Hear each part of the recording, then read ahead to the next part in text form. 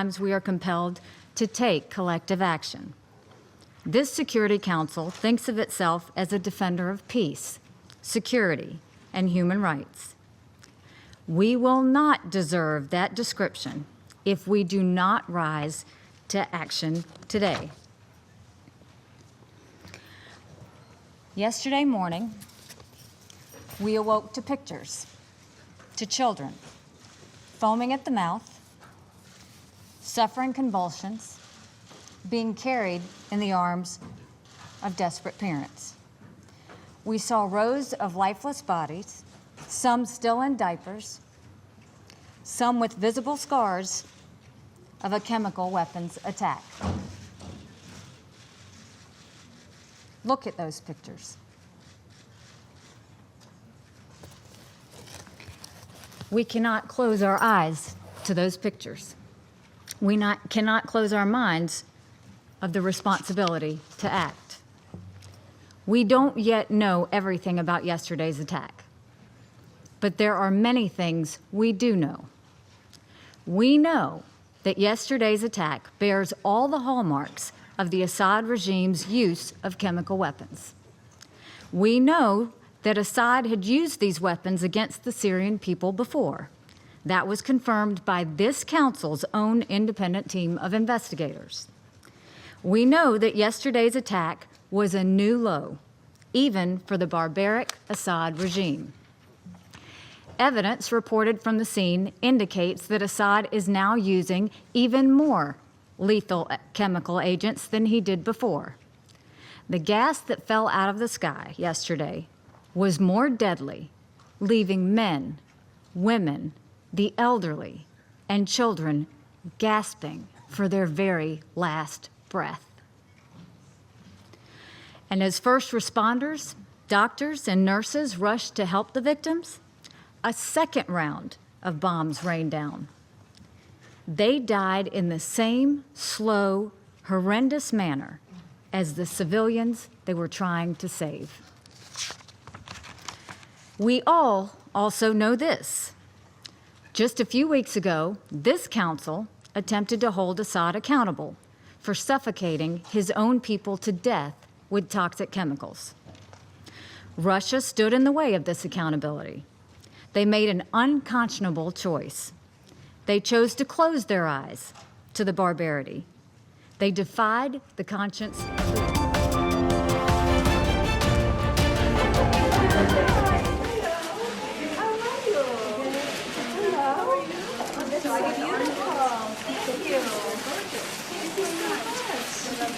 What's your name? Oh, that's so nice. That's beautiful. Thank you very much.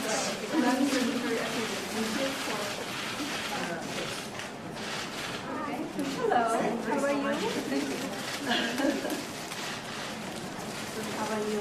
Nice to meet you. How are you? How are you? Hi. Nice to meet you. How are you? She's Layla. What's your name? Michelle. Danielle. What grade are you? Since from the beginning of the school, right to the present moment, because of the patterns of things that we see in say academic, because we strive for academic excellence, caring, moral, so many good things that are observed. I'm from Nigeria. Nigeria? Yes, so my whole regrets are here. And since they since the beginning of the school, that is when they started. So all of them are here. They are one of those highly rated students in their academic performances. So that is the reason why I'm still here today.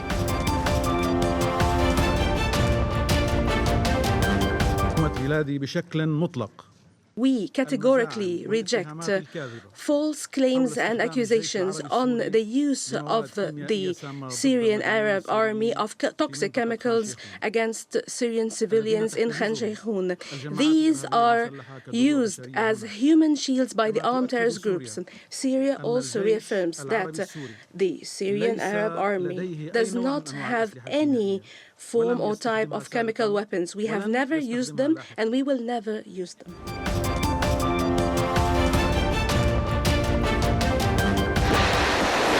Tonight, Kim Jong-un's missile program is moving at a furious pace. His forces have fired what's believed to be a Scud missile into the Sea of Japan.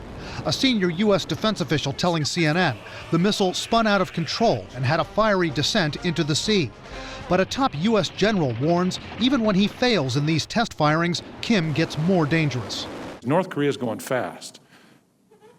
Test, fail, test, succeed. And they're learning, and you can see them learning because that's the way you do the rocket business. What worries America and its allies most tonight is how close Kim is getting to having a nuclear-tipped missile capable of hitting the continental U.S. Realistically, how close are they to having that really dangerous capability? So they could be close.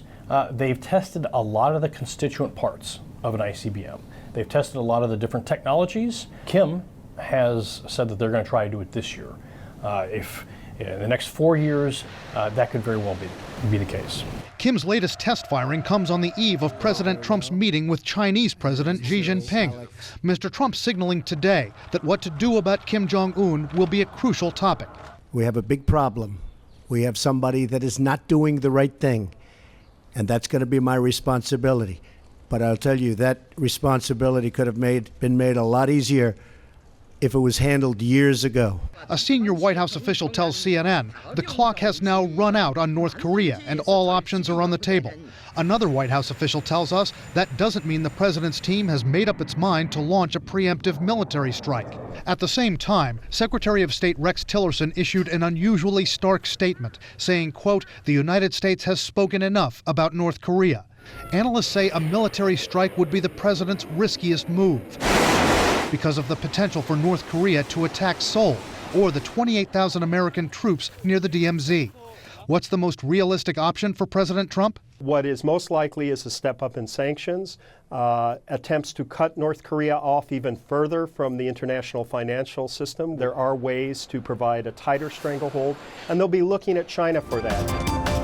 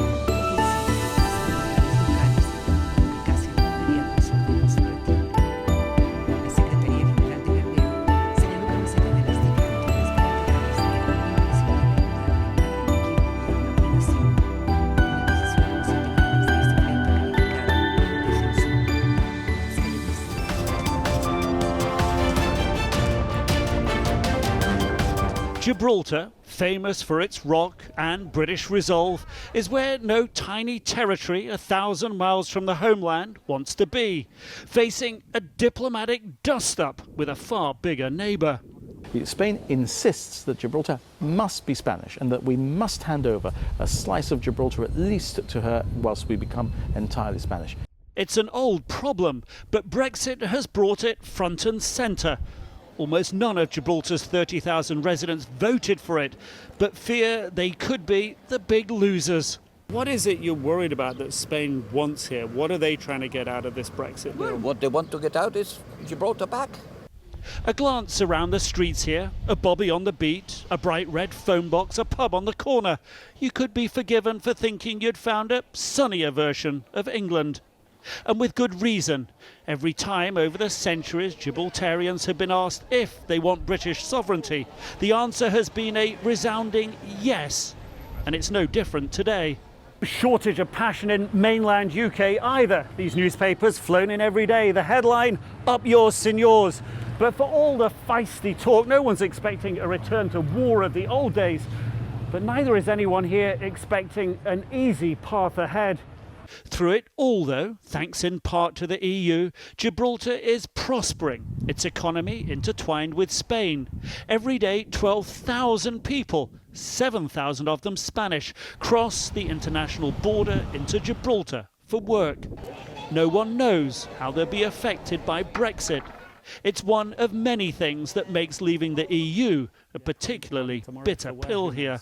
Well, we're not the culprits of Brexit because we didn't vote for it. But you're going to lose out. We are reluctantly going to ensure that we do everything possible to assist the United Kingdom government to make a success of Brexit for the United Kingdom and for Gibraltar. But it's not what you wanted. But we are not going to be the victims of Brexit. We're not going to be the Brexit bargaining chip. For 3 centuries, Gibraltar has been loyal to Britain. They're counting that will be repaid over the next 2 years of Brexit negotiations.